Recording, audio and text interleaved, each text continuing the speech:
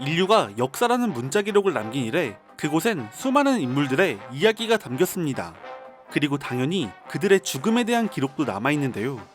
이번 영상에선 역사 속 어이없는 죽음에 대한 일화들을 알아보겠습니다. 춘추시대 진나라의 왕 경공은 어느 날 귀신이 나오는 악몽을 꾸더니 몸에 병이 들었습니다. 그는 무당을 불러서 이것을 해결하고자 했는데 무당이 직언을 하니 경공이 새로 수확한 보리를 먹지 못하고 죽을 운명이라고 말했습니다. 경공의 몸은 날이 갈수록 약해졌지만 그해 보리를 수확할 때까지도 살아있었고 무당을 불러 자신이 먹을 보리죽을 보여주곤 무당의 목을 베어버렸습니다.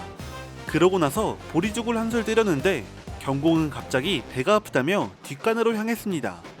그는 몸을 제대로 가누지 못했고 결국 햇보리를 먹어보지 못한 채 똥통에 빠져 사망했습니다. 옛날 어느 날 한 독수리가 거북이를 사냥하는데 성공했습니다.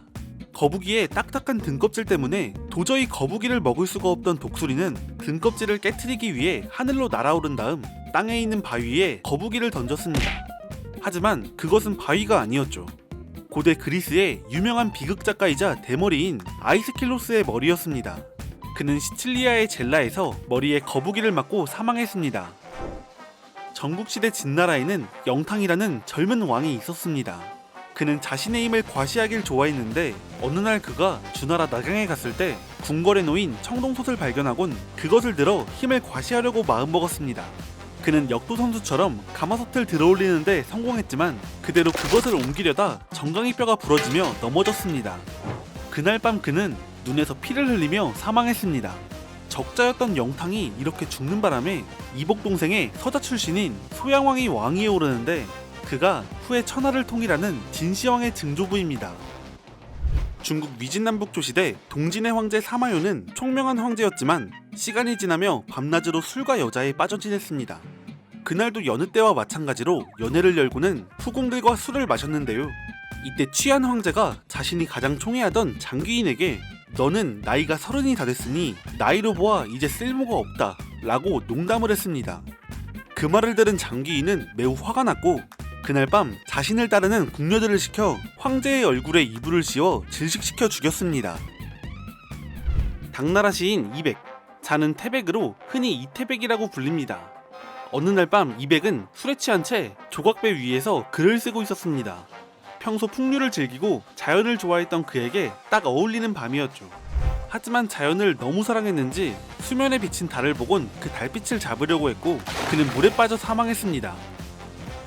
서프랑크의 왕 루도비쿠스 3세는 젊은 나이에 바이킹과 싸워 격퇴하는 등 대중들에게 인기 있는 왕이었습니다. 그가 17살 때 프랑스 생드니에서 말을 타고 있었는데 한 소녀를 보고는 그를 뒤쫓았습니다. 하지만 그가 타고 있던 말이 위에 사람을 태운 것을 잊은 건지 말 높이보다 조금 높은 문을 그대로 통과했고 루도비쿠스 3세는 문 상인방에 머리를 부딪혀 두개골 골절로 사망했습니다. 비잔티움 제국의 황제 알렉산드로스는 친형의 죽음으로 황제를 계승했습니다. 황제에 오른 지 얼마 되지 않아 전쟁을 일으키기도 했는데요. 그는 나라를 다스린 지 13개월째 됐을 때 폴로 경기 후 피로로 사망했습니다. 조사오는 중원이 분열되어 혼란했던 5대 십국 시대에 용맹하기로 이름을 떨쳤던 인물이었습니다. 그는 한족 출신으로 요나라의 장수가 되었는데 요나라 태조를 도와 발해를 공격해 공훈을 쌓았고 태종 때도 계속해서 활약해 검교태보, 절도사 등 여러 관직을 거쳤습니다. 939년 어느 날 그는 자신의 집 뜰을 걷고 있었는데 갑자기 하늘이 빛나더니 그 빛이 조사온을 향해 날아왔습니다. 조사온은 운석을 맞고 사망했습니다. 헝가리의 왕 벨러 1세는 어릴 적 폴란드에서 망명 생활을 했고 신성 로마 제국의 지원을 받은 형과 싸워 왕위에 오르는 등 힘든 시기를 거쳤습니다. 그리고 그가 왕위에 오른 지 4년째에 사건이 발생했습니다. 신성 로마 제국이 형의 아들을 자기 대신 왕위에 올리기 위해 군사원정을 시작한 것입니다. 그런데 여기서 또 다른 사건이 발생했습니다. 벨러 1세가 자신의 저택에 있었는데 갑자기 자신이 앉아있던 옥좌가 무너진 것입니다. 그는 중상을 입고 반쯤 죽어 서쪽 국경으로 끌려갔고 얼마 후 사망했습니다. 프랑스의 왕세자 필리프는 어린 나이였지만 그의 아버지와 공동 왕이 되어 프랑스를 통치했습니다. 그가 공동왕이 되고 2년이 지난 1131년, 그는 생강 근처에서 동료들과 말을 타고 있었는데요. 그런데 갑자기 부두에 쌓여있던 분뇨 더미에서 검은 돼지가 튀어나왔고 달리던 필리프의 말이 돼지에 걸려 넘어졌습니다. 말이 넘어지자 왕세자는 말머리 위로 내팽개쳐졌고 바닥에 널브러진 왕세자는 팔다리까지 골절된 채 그대로 의식을 잃고는 다음날 사망했습니다. 16세기 명나라 사람 완우는 아무도 가보지 못한 곳에 가는 것을 꿈꾸던 몽상가였습니다. 그는 별에 집착했고 좀 더 별과 가까워지고 싶어 했죠. 완우는 기어코 밤하늘의 별을 향해 가기 위해 의자에 47개의 화약을 붙여 우주선을 만들었습니다. 그가 우주선에 탑승하자 하인들이 동시에 도화선에 불을 붙였습니다. 순간 엄청난 폭발이 일어나더니 화약의 연기가 걷히자 완우와 의자는 사라졌고 다시는 그를 보지 못했습니다. 세계 최초의 우주 비행사로 불리는 완우의 이야기인데요.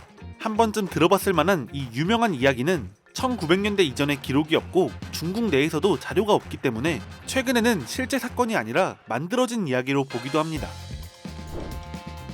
무굴 제국의 황제 후마윤은 독실한 이슬람 신자였습니다.